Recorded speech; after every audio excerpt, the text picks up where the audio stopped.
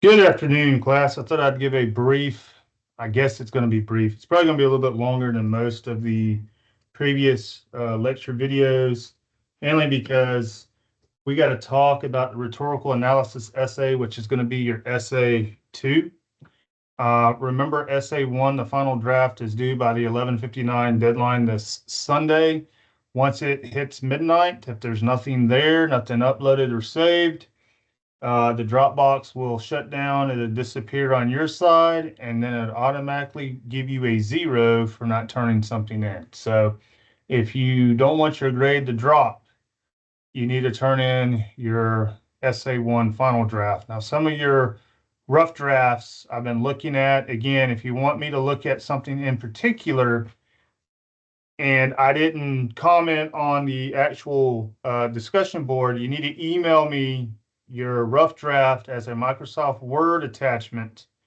I would say, like I said, probably the latest I can really look at it is going to be before 6 o'clock on Thursday, which would be tomorrow. So if you already sent one, I should have sent something back.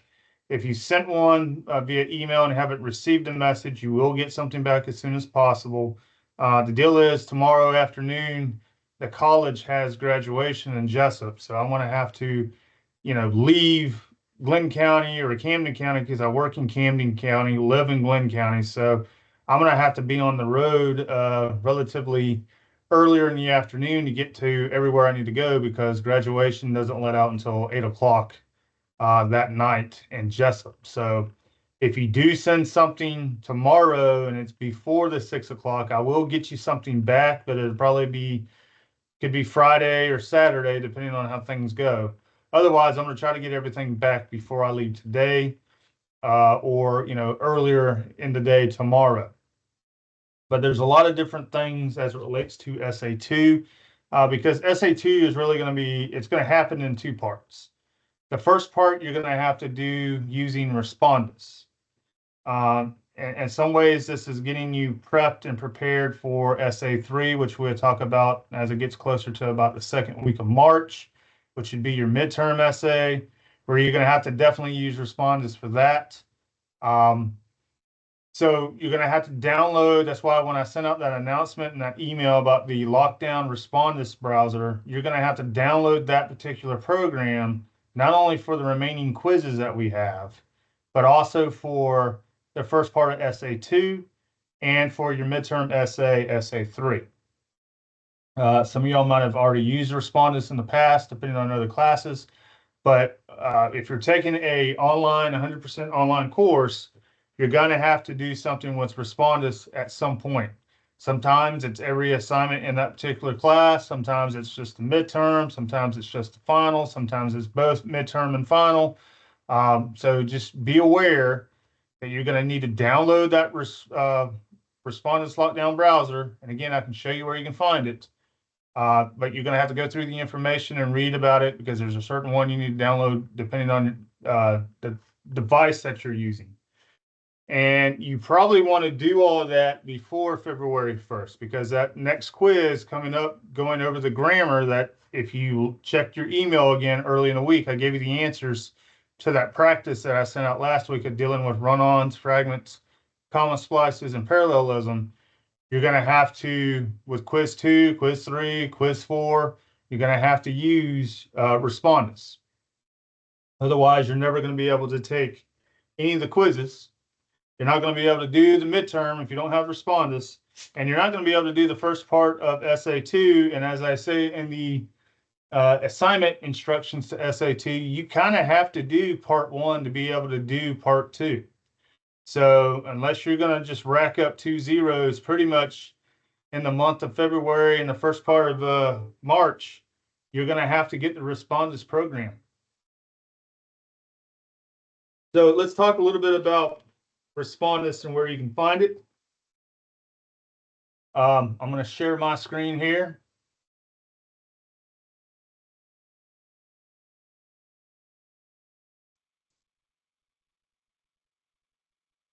So right now, if you should see that we're basically on our course page. If you go down to welcome Stingray, click here to start. If you scroll down, you're going to see some information, student help for Blackboard. If you click on there, you're going to see additional information. There's videos, there's hyperlinks. You need to read and watch all this stuff. Respond to this browser and monitor. This is another thing. You want to click on the arrow. You want to go through and look at this stuff. Introduction video to Respondus. Download Respondus for Chromebook, for Windows, for Mac. If you need help with Respondus, you need to go through some of this stuff. There's also another thing here, a LibGuide. The deal is with Respondus, if you're using Chromebook, you need to download it for Chromebook only. If you're using Windows, right, like a desktop or something of that nature, you need to download it for Windows only. And if you're using an Apple or a Mac, you want to download it for Mac. You don't want to, mix and match. Meaning if you're basically using Mac, you don't want to download the Chrome version of it for Mac. It's not going to work. So you want to find the version the device that you're basically using to download it to. It will not work on a cell phone or a smartphone. I wouldn't even try to entertain that because either it's going to block it or it's going to be too small of a screen. You're not going to be able to see it because you need to have a web camera, a web mic, stable internet connection. You're going to need to have a student ID of some sort because you're going to have to take your webcam and give like a 360-degree view of your learning environment, basically where you're taking this thing at. You're going to need to show a student ID, preferably Coastal Pines Technical College ID that has a picture of your face, a recent picture of your face, and your last name and first name, so we can verify the person that's in front of the camera is the same person on that particular ID. If you don't have a student ID, then you need to use a driver's license. You need to use something that has your first and last name and a recent picture. Otherwise, you're not going to be able to complete anything that you have to using Respondus. The other thing is you need to keep your webcam and mic on at all times during a Respondus event. There's going to be a time limit. Every time that you take a Respondus event, you're only going to have 1 hour to complete your assignment. And when they lock you down in the browser, that means you are locked down.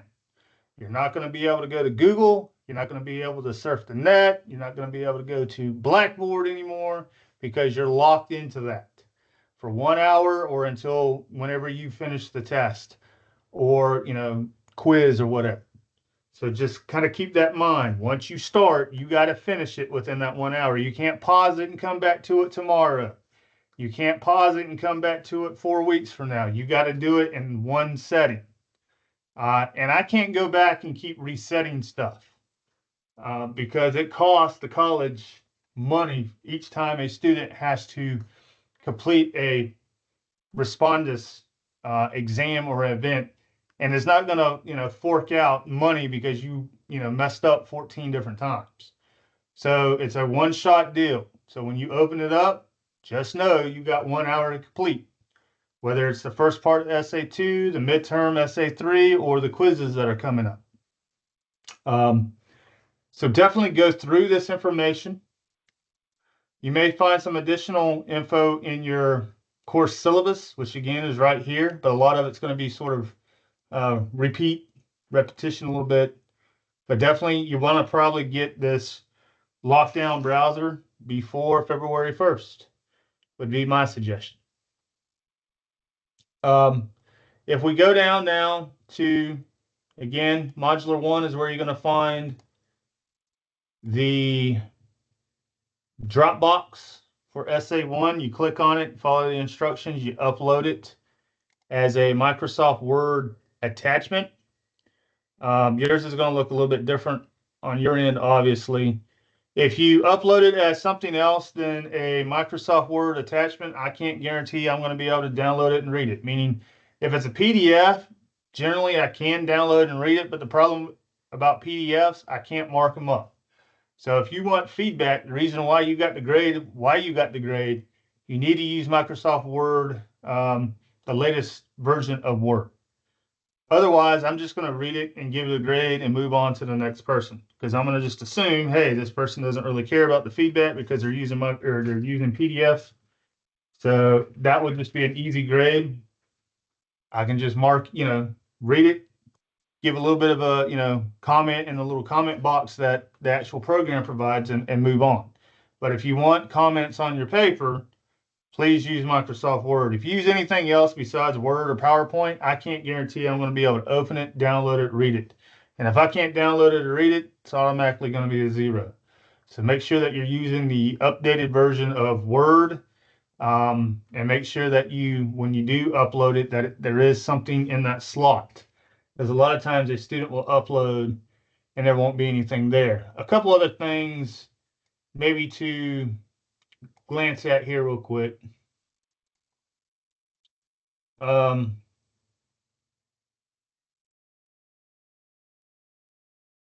Something that you might want to, all right, as you can tell here, when you upload a paper, you're going to see a couple things. There's going to be this thing called originality report, which is basically called safe assign. So everything that you upload, whether it's a quiz, whether it's a, exam, essay, it's going to go through the plagiarism checker that the college has called safe assign. So it checks whether you copied and pasted something from the internet. It checks whether you bought a paper. It checks whether you borrowed a paper from somebody from years gone by. It checks for, various different plagiarisms. Um, it doesn't really do too well with AI, but we have other AI checkers that we can use for free. So basically, if you can find stuff out there using AI, your instructors can too. And eventually you will get caught with that. So if you're using AI, I would be smart at least to try to change it up and not just copy and paste, because not everything that AI gives you is 100% accurate and correct. And anyways, you really wouldn't need to use AI on a descriptive narrative paper because it's basically a paper about you. AI doesn't know you, at least I hope it doesn't know you.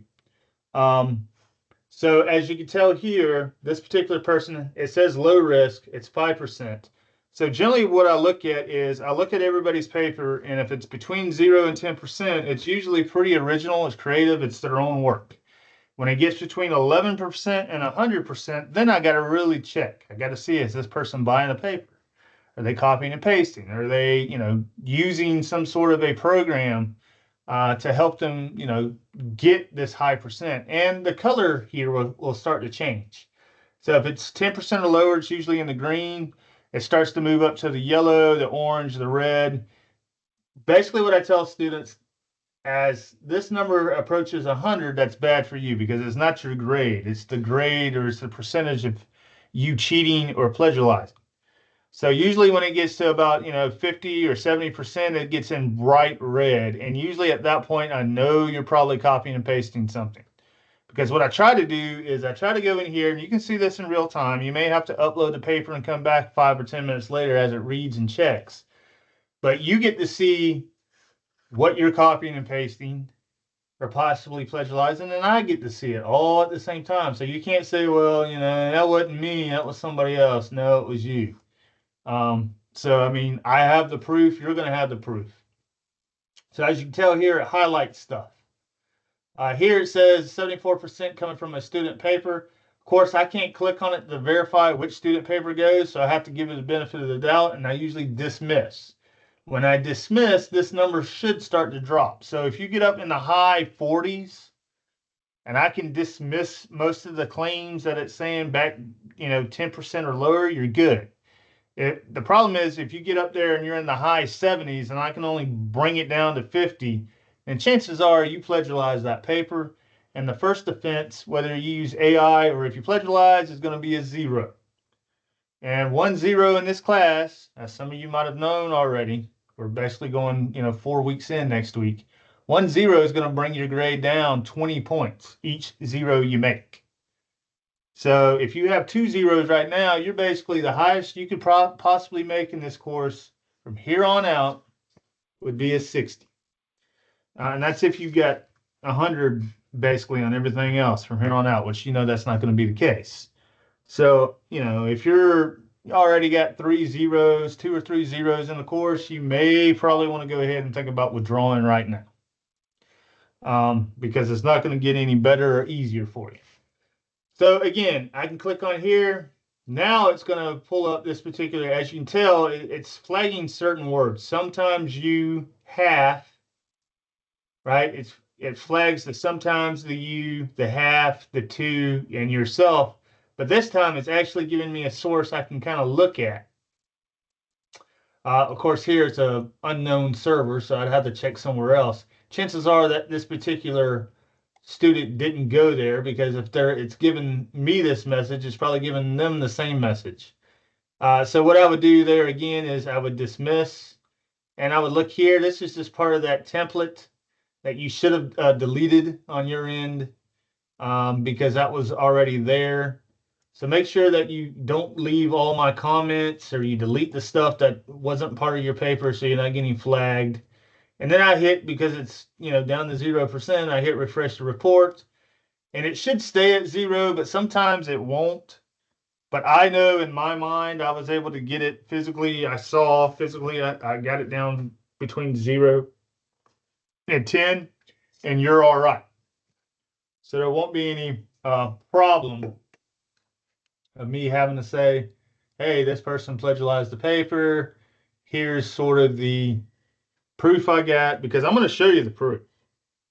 I'm not going to go back and forth, with you about it.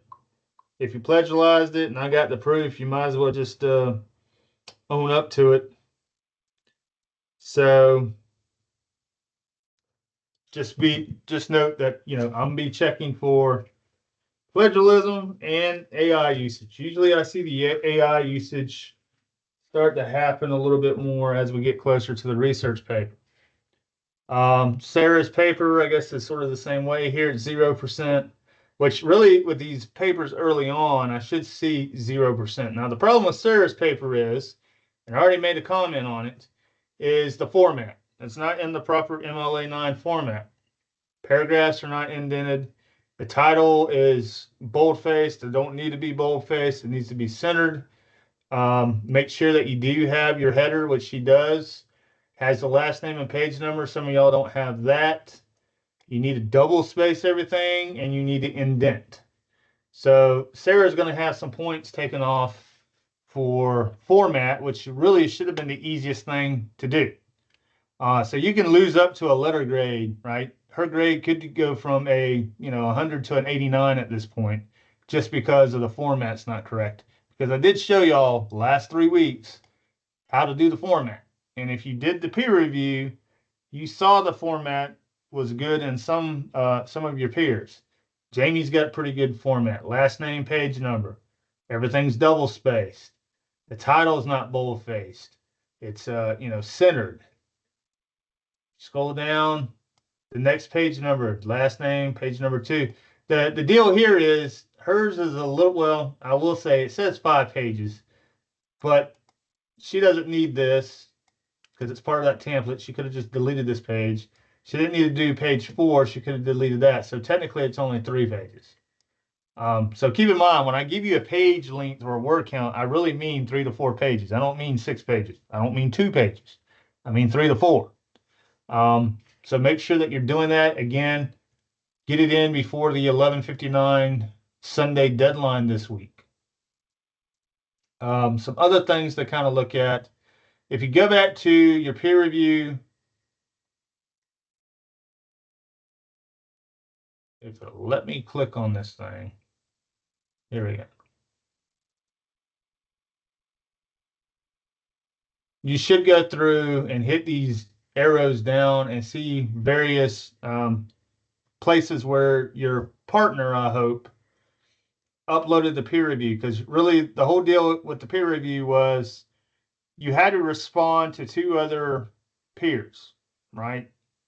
So if you only uploaded your paper and responded to somebody else, the highest grade you're going to make there would be like a 66, because basically it's the grades with peer review is if you don't turn anything in, don't do a peer review, you got a 0. If you just turn your paper in and didn't do anything, you got a 33. If you turned your paper in and read one other person's paper and gave a peer review, you got a 66. If you turned your paper in, read two other people's paper, and did two reviews, then you got your 100. So that's the grade. So if you see your grade that's a little off or a little low, it's probably because you didn't do one of the, things that you needed to do as the instructions said. So make sure that you're reading the instructions. Go back and see what your peers have told you to possibly do. Like I said, I try to respond to these as much as I can, but at some point I get sort of overwhelmed with everybody's because at this point everybody's in here commenting on each other. That's why, you might look at and say, hey, my essay never had a peer review. And it's probably because a couple of different reasons. If you waited closer to when the due date was due, that's probably reason number one. So if you want feedback, I would at least turn something in 1 to 2 days prior to the Sunday deadline with these. The earlier the better. That's because yours is going to be up top and it's going to be probably one of the first ones that folks see when they first get in. The later that you wait, especially if you waited, Sunday night, 9:30 at night, then of course you're not going to get too much feedback. Um, and as I said earlier, if you want me to look at something specific because I didn't get to your essay on the peer review, because some of them I did. I mean, I looked early on, the ones I could get on there early on. I submitted some feedback to. The ones that I couldn't, that's why I'm leaving it, the option of, hey, get something in before tomorrow evening so I can look at your paper. Now, here's the thing with this, right? You can upload, copy and paste from Microsoft Word and do it this way. The problem is it's hard to give feedback. That's why it's hard for me to comment on this. If it was a Microsoft Word file, I can give you, a little bubble with comments and stuff in it. This is sort of like the PDF. The only thing I can do is read it and give it a grade. So that's probably not going to do you any good when it comes to trying to fix what you need to fix. Especially if you don't do so well on essay one, you want to know what you're doing wrong so you're not making the same mistakes or worse in essay 2 and 3. Because your grade's not going to get any better and you're not going to improve as a better student writer if you don't know the mistakes that you're making. So that's the other benefit about uploading stuff using Microsoft Word, because I basically tell you, hey, if you fix this and you start seeing less of these comment boxes on the margins of your essays, that should mean your grade is getting better. If you see more or about the same, your grade isn't increasing. It's gradually, slowly, and quickly, depending on when you send it in, decreasing from where it was. So sort of kind of keep that stuff in mind. Again, it's optional. You don't have to send me a draft if you don't want to, but I can tell you, I've been doing this many, many years, and the folks that send drafts and get other people to look at their peer, their paper, the peer reviews, try tutor.com. Tutor.com is here. You click on that and follow that instructions. Again, you're only allowed 10 hours, so I wouldn't exhaust it so much maybe early on. But that is an idea, especially if you're taking a math class, you might need help with that algebra. So that's something to, kind of keep in mind. Or if you got a history class, you got to write a paper in history. But we do have, tutoring available.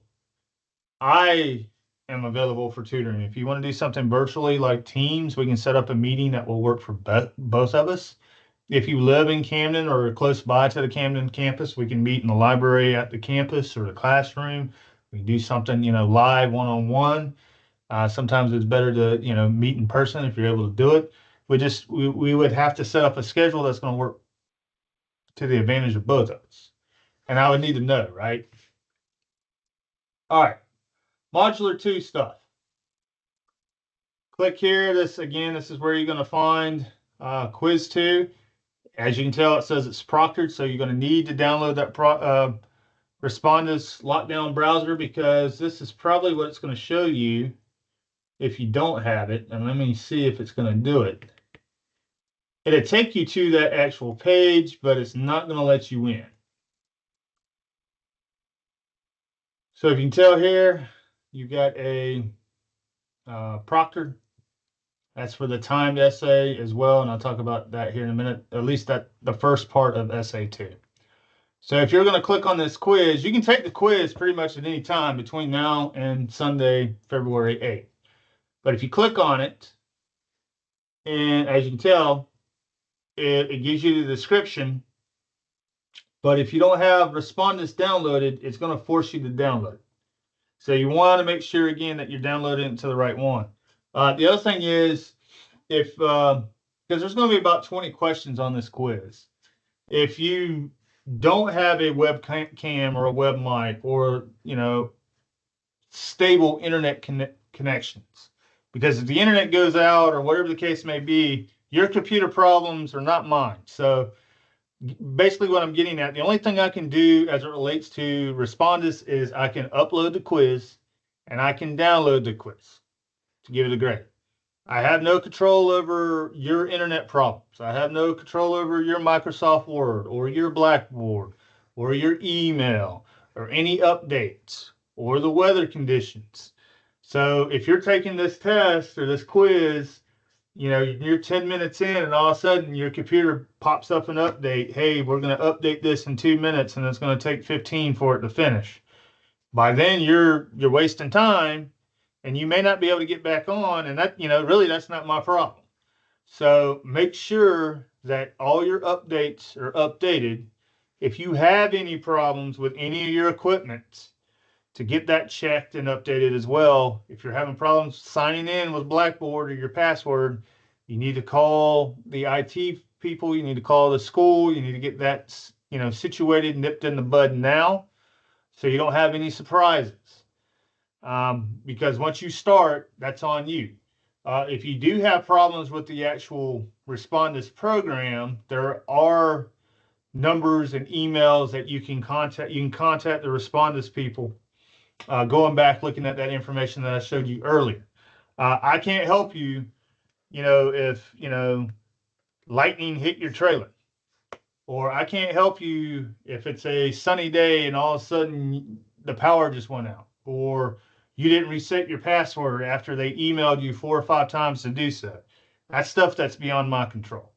And plus, I can't see necessarily what's going on in front of you because everybody's computer is going to be different. Now, I can tell you this, if it prompts you for a password, I don't have the password.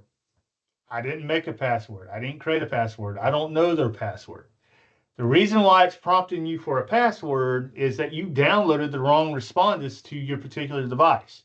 Let's say you're using Mac, but you downloaded the version for Windows. You're going to have to go back and uninstall the wrong version and install the right one.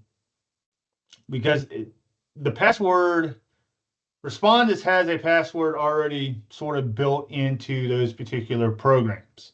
So when you download the right one, it's going to automatically bypass that whole deal of asking for a password.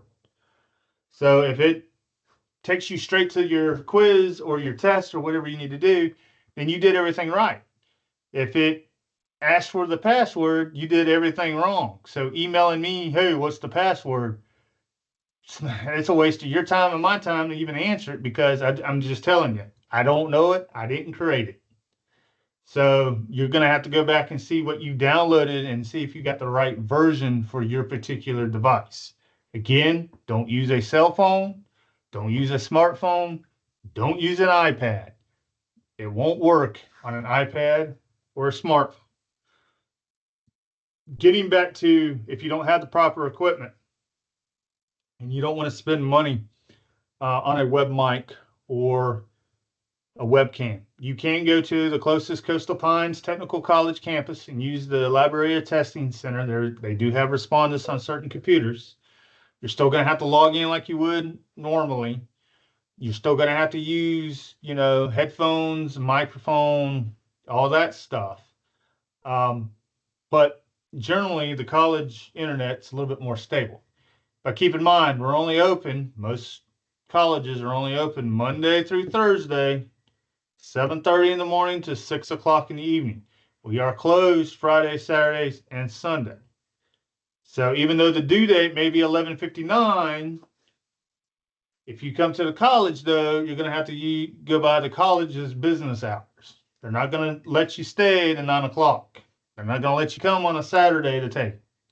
So you're going to have to do it before the 6 o'clock close date on a Thursday if you plan on using a campus. All right, so I'm going to exit out of this. And we're going to talk a little bit about part 2. As it gets closer to Sunday, the narrative will go away. So the narrative modular will be disappeared, or basically it'll be absent. It'll still be on my end, but it won't be on yours, to give room to the rhetorical analysis for modular 2. So let's look at the actual info for this.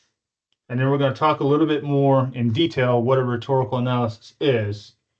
Because really, like I said, this is a 2-part essay. It's basically going to take up pretty much from February 1st to March 1st. So you're going to have about a month to work on this, give or take. And you're going to want to take advantage of that month.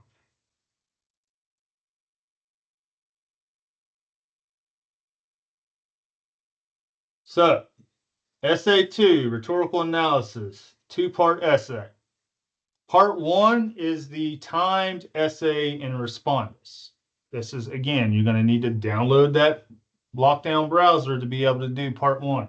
And if you don't do part 1, you're not going to be able to do the peer review or complete part 2, which is basically extending what you have of part 1 to get a completed essay 2. So in a lot of ways, you're going to rack up 3 zeros in 4 weeks in February, which that there is enough to basically fail you from this course. So don't skip any farts. Don't come up with any excuses why you couldn't use respondus or whatever the case may be. You're going to need to use it. So part 1 is going to be due before 11:59 on February 15th. So if we look at our calendar, and some of y'all are already done with essay 1, you can start brainstorming and thinking about essay 2 at this point. We're at the 28th of January. So 1, 2, 3, 4, 5, 6, 7, 8, 9, 10, 11, 12, 13, 14, 15, 16, 17. You have nearly 17 days of today, the 28th of January, to get part 1 completed. And basically with part 1, it says write a 60-minute rhetorical analysis essay using Respondus Lockdown Browser. Again, you're going to have to download that. Choose one of the provided prompts and explain how the text or visual uses rhetorical strategies, ethos, pathos, logos, tone, and design. We're going to talk a little bit about the rhetorical appeals here momentarily, and I'm going to show you some of the topics you can choose from. On the Respondus version, or part 1, you may use an outline and note cards to type your essay, but you must type your essay directly in the Respondus text box. You're not going to be able to use Microsoft Word because once you are inside the lockdown browser, it keeps you inside that test frame. There will be a text box. That's where you're going to type in your paper. Now, I realize it's not Microsoft Word, so you're probably not going to be able to get the proper essay format as you would had you had the ability to use Word. So just try your best, do your best, because I'm going to give you some feedback for part 1.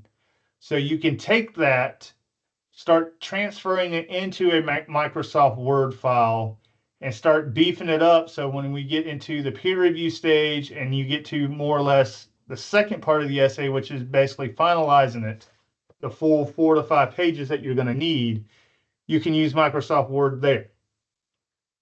So you basically, for the 60-minute deal, if you have an outline, if you have your note cards, you should be able to type up between 400 to 600 words, which is roughly, if you do your own double space, that type stuff, about 2 pages. It can be done. Students have done it before in the past. It just depends on how well that outline is and how, how fast you can type, how fast you can think, how fast you can read. So it says the goal in part one is basically show your ability to write a focused rhetorical analysis under time constraints, which is basically 60 minutes.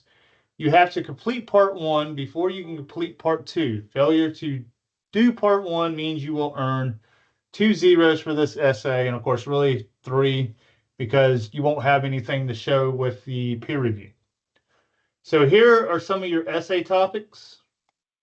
You can pick one of these. I give you 10.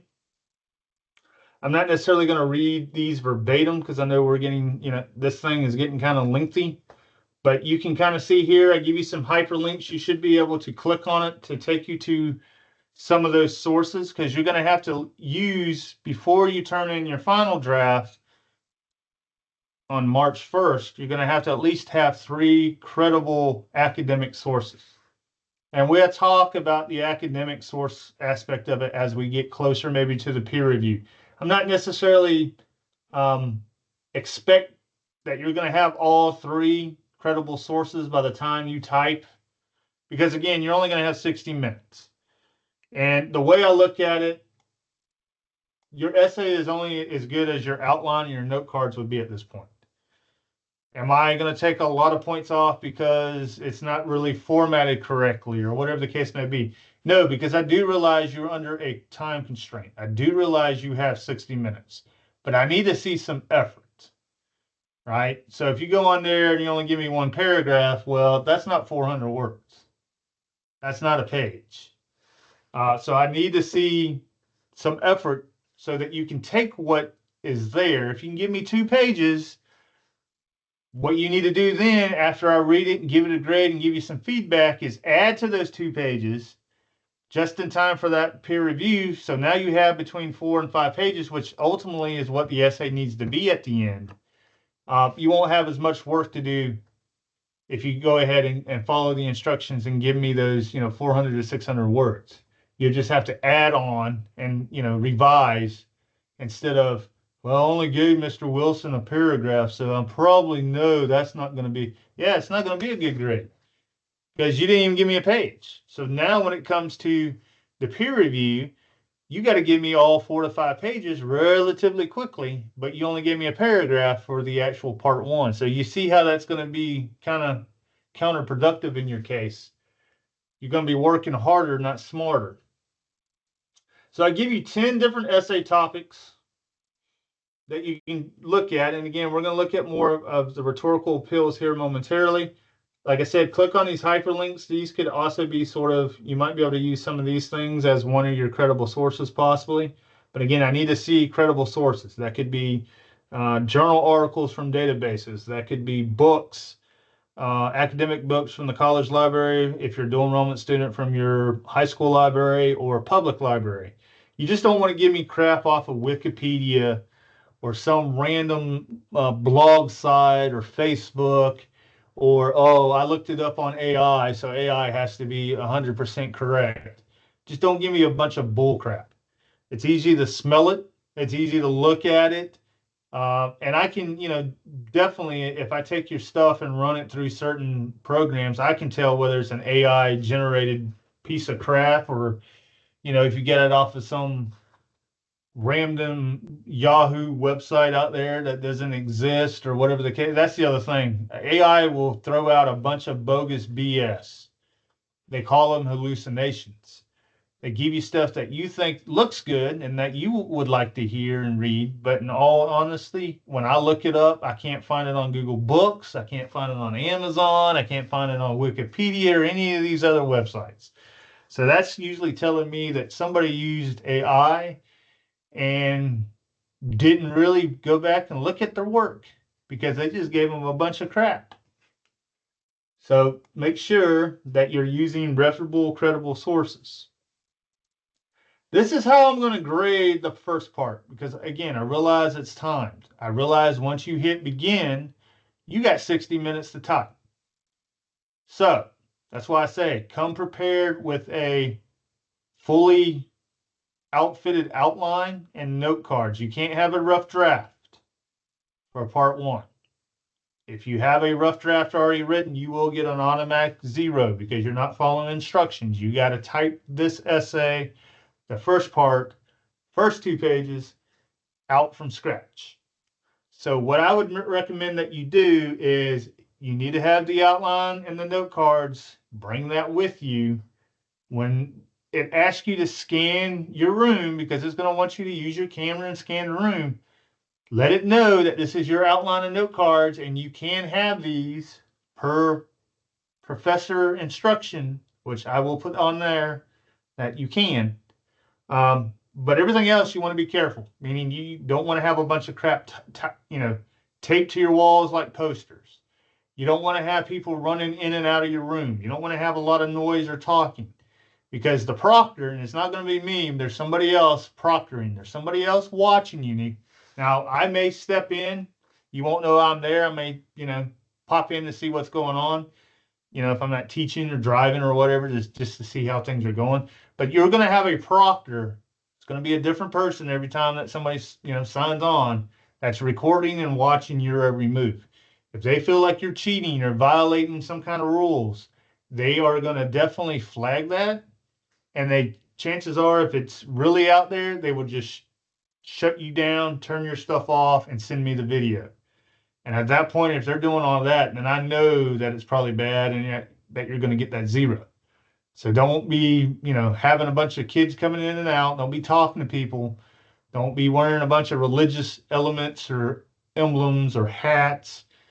You really want to be in a sort of a clean, clear, and quiet testing environment, because it flags everything. It flagged a student of mine for having a 49ers t-shirt on one time. It flagged somebody for having a Atlanta Braves baseball hat. It flagged for somebody for having a baby in the stroller. So you just want to be careful what you have around your area. So this is how I'm going to grade you, right? Thesis and focus, clear thesis about how rhetoric works. Stayed focused on analysis, not summary. That's going to be 30 points. Evidence and explanation. Use specific examples from text. Visual explains how strategies, ethos, pathos, logos, tone, and design achieve purpose. Again, 50 points. Now, granted, again, I know you're only going to have 60 minutes, so I'm not going to be too terribly harsh on you within this particular environment. Now, when it comes to part 2, which we're going to look at, because you're going to have a chance to revise and expand that essay, then I'm going to be a little bit harder, because you're going to have a chance not only to send me a draft of your revision, you're going to have a peer review where, again, 2 of your peers need to look at your paper. So you're going to have an additional 2 weeks to really jam up and get your paper from maybe a D and F range to a C or higher range, right? Organization and clarity, logical structure, intro, body, conclusion, clear sentences, minimal grammar issues, 20 points. So part 2 is revise and extend or expand your essay. So after I grade your timed essay, you will revise and expand it into a polished paper. So from February 15th to March 1st, you're going to have that time to extend and polish, because you're going to have a peer review and you're going to have a chance to, email me drafts back and forth if you want. The peer review is going to be due by 11:59 on Sunday, February 22nd. So it's going to be sort of like the peer review that you just did for essay 1. I give you a set of questions that pertain to rhetorical analysis essay that you would have to go through. It says post your essay in the discussion forum, give detailed feedback on at least 2 classmates' essays using the peer review questions sheet that I'm going to provide that should already be there. Respond to feedback on your essay, right? Step B would be the final draft. That's where by 11:59 on Sunday, March 1st, you need to go ahead and have this expanded, your timed essay from 2 pages to at least 4 to 5 pages, or 1,000 words to about 1,300 words in a polished essay. Add context, At this point now, you need at least have the research, at least 3 credible sources, all in MLA 9 essay format, and you want to submit it to the final draft Dropbox in Blackboard, which will be there. And this is how I'm going to grade that final draft. So I will be a little harsher on part 2 than I am with part 1. Meaning it'd probably be a lot easier for most folks to get A's and B's on part 1 than it will be part 2, because part 2, you actually have to do the harder aspect of the assignment. You have to go out and get the 3 credible sources. You have to talk a lot more in depth and at length on the rhetorical appeals and rhetorical fallacies, let's say. So, like I said here, why 2 parts? Part 1, test your ability to write under pressure, organize ideas quickly, as well as prepare for the midterm essay, which would be essay 3. That will be probably coming up right before the middle of March, which you will not revise like this one. So essay 3 is going to be a one and done. You're going to be able to use an essay outline and note cards. I'm going to give you the topic a couple days or maybe a week in advance. You come in, use Respondus. You take 60 minutes to type, turn it in, and then we're moving on to the research paper, which is our last essay, essay 4.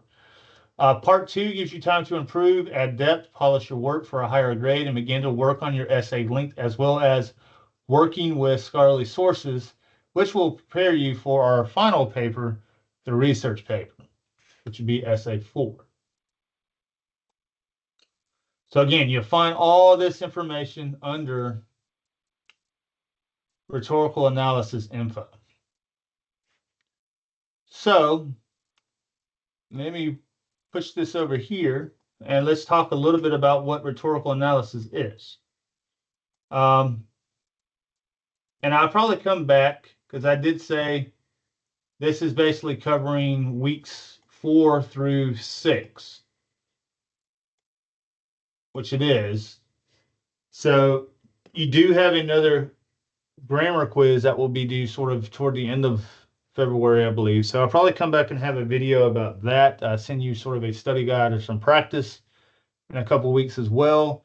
And I'll probably give you at the same time, because I'll sort of come back and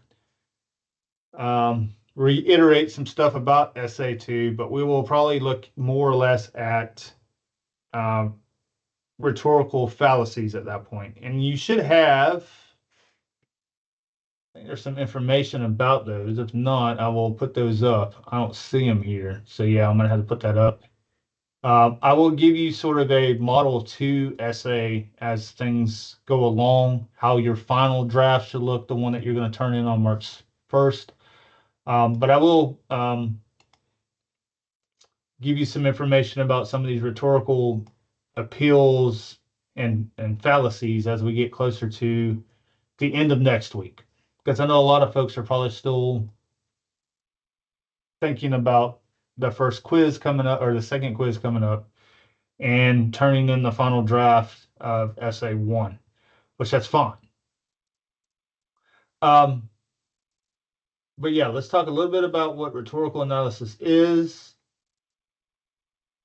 and then we will kind of call it a day, because I know this is kind of getting long, a little bit lengthier than I wanted, but like I said, this is basically covering about a month's worth of material minus the rhetorical fallacies and that third quiz that's going to be coming up toward the end of February.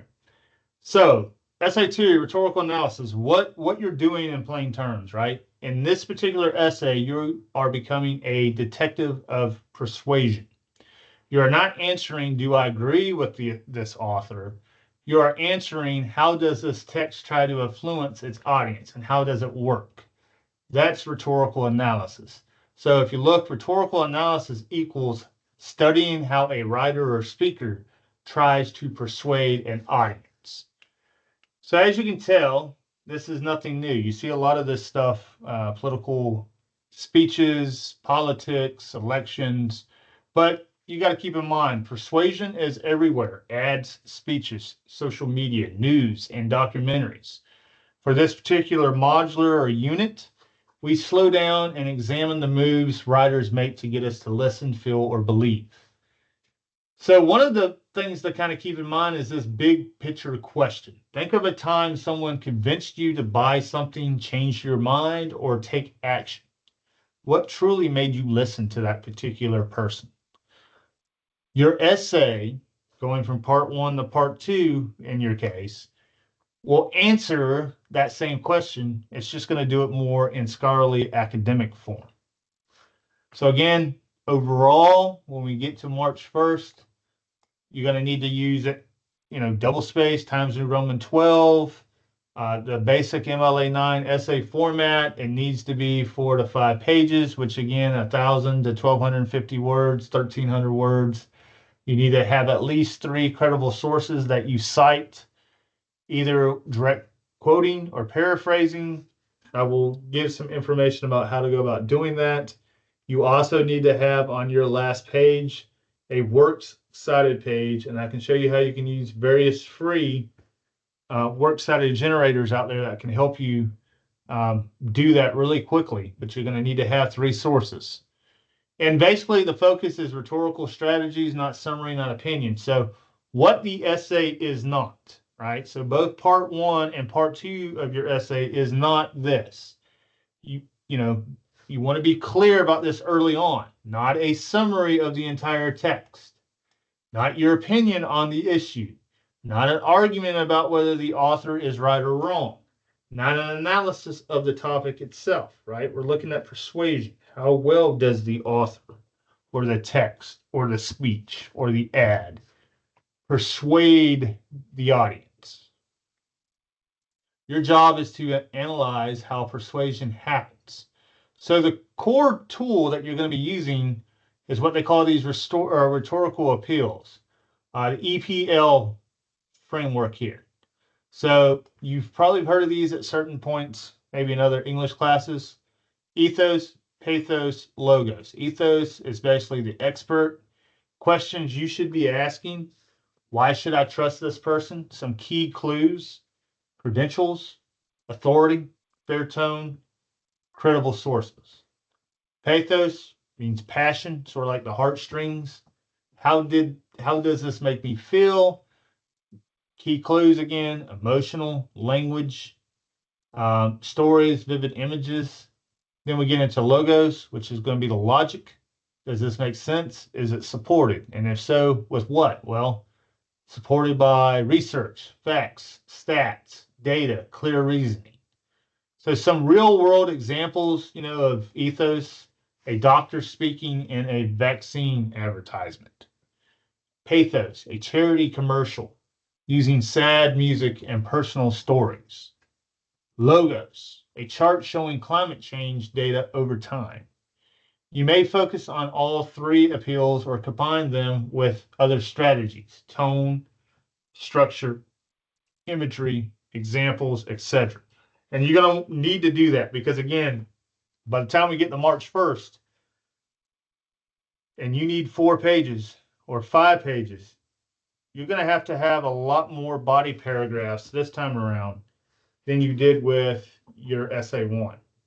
So if essay 1 was only 7 to 9 paragraphs in length to get to 3 to 4 pages, you may need 12 to 15 pages or paragraphs to get to 4 to 5 pages. So keep that in mind. You're definitely going to have an introduction. You're definitely going to have a thesis statement. You're going to have a conclusion. So that's 2 paragraphs right there. It's always going to be guaranteed, but you're going to have longer body paragraphs. And you could have, you could double up on your body paragraphs. You can have 2 or 3 body paragraphs on ethos alone, 2 or 3 paragraphs on pathos alone, 2 or 3 paragraphs on logos alone. And let's just say you have 3 on each. So you have an introduction, 1, 3, 3, and 3. So 3, 6, 9, introduction 10, conclusion 11. And if you double space that, 11 paragraphs could get you close to that 4-page length. But we'd have to see. So choosing a text, right? You're going to be open to choose many different things. You just want to make sure that whatever you choose, you're going to have enough to give you eventually 4 to 5 pages, and you can really talk about ethos, pathos, and logos. So it says select a text that makes a clear argument or delivers a clear message. You may analyze a speech, a TED talk, an opinion article or editorial, sort of like an op-ed, public service announcement, PSA. And that could be either in written form or film form, video form. I can show you how to go about, citing stuff using MLA parenthetical citation if you're using a film or a radio ad or commercial or something of that aspect. An advertisement, a documentary segment, a visual argument, poster, campaign ad, infographic. If you're unsure whether your text works, obviously before writing part one on before February 15th, you need to email me so we can discuss your particular text. If you don't have one in mind, we can brainstorm together. If you do have something in mind but are unsure if it really works with what I'm looking for, then you definitely need to get in touch with me before completing part one. Otherwise, that's going to be the rhetorical analysis. As you can tell here, I'll give you some more additional information using sources. You must use at least 3 credible sources, which may include scholarly articles, reputable news outlets, books or academic chapters, interviews or expert commentary, credible organizations or reports. Notice I didn't say anything about using AI programs or Wikipedia. They're not scholarly sources. At least one source should help explain the text, the author, or context. One source should help explain or support the rhetorical strategies you discuss. So you need sort of one source that talks about the source. You need another source that sort of is going through the information about your rhetorical appeals. And then that third source could be a combination of both, maybe. Essay structure, how to organize your analysis. Introduction. Your introduction should, do the following. Introduce the text and the author, briefly summarize the main argument, 2 to 3 sentences only. Identify the audience, purpose, and context. End with a clear thesis that names the rhetorical strategy you will analyze. I will tell you, based on 5 classes that I have so far that are turning in essay ones, a lot of students are having issues with that thesis statement. You want to make sure that if you're having issues with the thesis statement and you're getting points taken off for essay one, that you go back and make sure you understand what a thesis statement is for essay two, because this is where it's going to matter the most. If you don't have a good, clear thesis statement, your paper is not going to do too well going to page 2, 3, and 4. And your grade's going to suffer fast. So make sure, and again, a strong thesis answers which strategy does the author use and to what effect. So you need to be able to answer that question in your thesis statement. Your body paragraphs, again, you're going to have multiple body paragraphs. You're probably going to have, obviously, you're going to have more than 5 body paragraphs. If you find yourself writing a 5-paragraph essay for this particular assignment, especially when it needs to be 4 to 5 pages come March 1st, then your paper is not going to do too well in the grade range. So we need to get out of this habit of writing hamburger essays. Worked really well maybe for essay 1. Now we're in essay 2, and we're getting more in the academic of college writing. So each body paragraph should focus on one rhetorical strategy. Common choices include ethos, credibility, authority; pathos, emotions, values, identity; logos, logic, evidence, and reason; tone or diction, organization or structure; imagery or figurative language; use of examples, anecdotes, or data. A lot of this stuff you've done probably in previous English classes, especially maybe 11th and 12th grade of high school. If you had additional college classes or took other college English classes, you probably have heard of some of this stuff. Um, some of the wording here and key terms is really shouldn't be all that new. In every body paragraph, one, identify the strategy. Two, provide specific example from the text.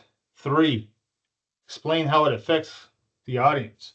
Four, connect it to the author's purpose. Five, use a credible source when helpful. If you're just pointing things out without explaining why they matter, you're summarizing, not analyzing. So there is a difference between summarizing and analyzing. I need it, again, this isn't a rhetorical summary, this is a rhetorical analysis. So if you find yourself doing more summary, then you're not doing your job as a rhetorical analysis. You need to do the analysis part. Summary, 1 and 2 sentences is fine. But if you're, pages 2 and 3 are nothing but summary, that's not going to be too well as it relates to your final grade. And it's not going to be so well if you do a lot of summary with part one with the timed writing aspect. I need to see some evidence that you're thinking about this critically, you're reading the particular text, you're thinking about the rhetorical appeals or fallacies. I get to see some really deep analysis, right? Not summary analysis. It's not a book report. A lot of folks like to try to take this as a book summary or something of that nature. I'm not asking you to do that, right? Book reports were 7th grade work. This is freshman college level English, right? It's not a book report. The conclusion paragraph. Your conclusion should review your main points, evaluate how effective the author's rhetorical choices are overall, and explain why understanding this rhetorical rhetoric matters. Tips for doing well. Use short relative quotes from the text, especially when it comes to the primary text would be whatever you decide to do your rhetorical analysis on, but also those 3 credible sources that you plan on using before submitting the final draft March 1st. Avoid long block quotes. We'll talk a little bit about quoting and that type of stuff as we get closer to the peer review, because I don't really expect you to use too many quotes from your secondary sources in the time writing. I do, expect maybe for you to use some quotes from your primary source in the time writing. Introduce sources with signal phrases. Again, we'll talk a little bit about this. Your textbook has some information about it. You can find a lot of good information on YouTube and on Google that will be of assistance. Stay objective and analytical. Revise for clarity, flow, and precision.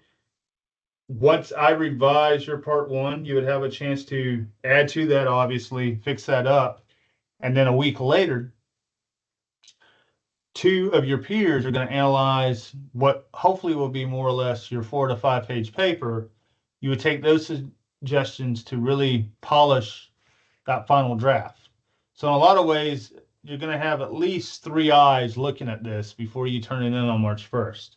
And that's why I'm hoping, because you have a month to do this, that the grade that you receive will reflect on the time that you took to do the work, right? This is not going to be something you can kind of do overnight or something in 2 days. You're really going to have to think about what you're going to write, how you're going to write it, how it's going to be set up. And, you can't really play around as much as maybe you did with essay one. And I'm not saying play around in a bad way. I'm saying you're not going to have, the luxury or flexibility to have, you can be creative here, but again, we're thinking more or less in the terms of being a little bit more academic and professional with our prose, with our approach, with our paragraphs. So it's stuff that takes a little bit of time, right? You have to use time management for you instead of against you. You want to work smarter, not harder. Before submitting, make sure you have obviously the MLA 9 formatting throughout a creative and relevant title, a works cited page with at least 3 credible sources. You also want to quote or paraphrase those sources throughout your 4 to 5 page paper, parenthetically, using MLA. And again, you want to submit before the 11:59 deadline, at least the final draft by March 1st. So I know this was a lot of information to sort of digest. You can kind of go back and rewatch, or re-listen, or reread some of this stuff because Modular 2 is basically open and will remain open until at least March 2nd. But you have a lot of time. You can start brainstorming if you feel confident about where you are with SA1. I would go ahead and sort of submit that. Again, if you have any additional drafts you want me to look at, please get those in. I would say maybe even before noon tomorrow. I know I said 6 o'clock, but honestly, I'm not going to be able to read anything probably after 2 o'clock tomorrow until sometime Friday. Usually, Friday through Sunday is my off day. I don't mind reading that stuff, but you may not get something very, very quick on a Friday or a Saturday. It may be, it may take me until Sunday to get back to you. So that's why I say I would try to send drafts between Monday and Thursday. If you already did send something, chances are you should have already got it back, or you will be getting it back within the next day or so. All right, until we talk again, probably as it gets closer to part 1 of SA1 or SA2 rather, and talking about the third quiz. I hope everybody has a good rest of your third week. I hope week 4 is good, and I hope week 5 comes around being, equally great as well. Keep in mind on the weather; it's supposed to get colder this weekend than last. There might be a slight chance of some wintry mix. I don't know how that's going to really affect us so much. It could just be something that, it rains or, it sleets and then it doesn't really stick. It melts right away. It could snow, but it doesn't really stick or only stays a day or two.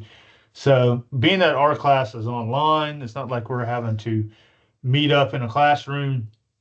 So we can continue to go, even though, other places may be shut down or delayed, they may open up later. As long as you have internet and you have access to Blackboard, we can kind of continue to keep going. So unless there's just some major stuff that goes on, just kind of keep trucking along with the rest of this week and then, start on week 4, which would be looking at this stuff with Modular 2. All right. Until we talk again, I hope you have a good rest of your Wednesday, good weekend. Stay safe, stay dry, and good luck with all your other classes and everything else going on.